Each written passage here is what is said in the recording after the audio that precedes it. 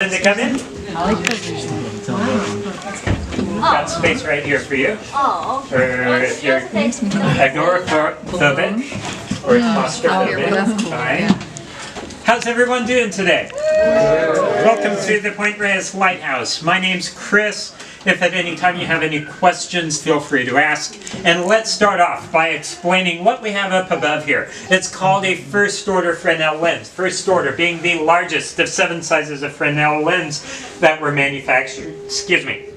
And a Fresnel lens would be a device where a series of prisms have been arrayed around a light source so that the photons, the light that's generated but otherwise wasted, beaming off into space or down into the ground, would instead get focused out horizontally, magnifying the light by about 1,600 times and making the light visible from about 26 miles away under clear nighttime conditions. Go ahead and pass this around.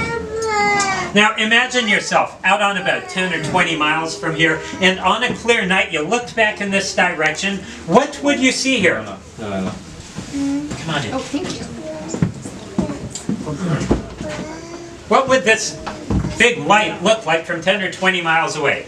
A dot. A small dot. Like a building and a beam of light. Well, at night you wouldn't see the building, and the beam can't really be seen much more than a few miles away, but here's that dot.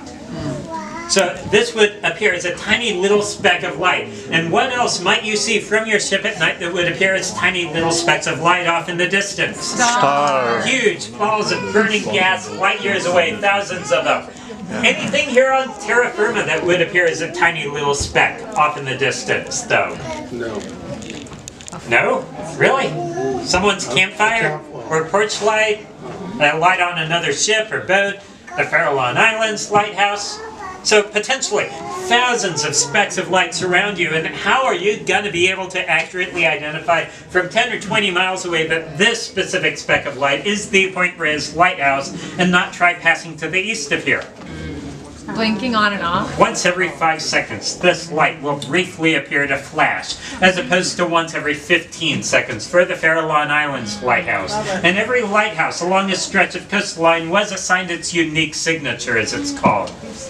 Today, with electric lights, it's not too challenging to program them to turn on and off at different rates. But back in 1870, when this tower was built, electric lights were still 9 years in the future. They would have been using a lard oil lamp here, a glorified candle, which no one wanted to blow out and reignite every 5 seconds.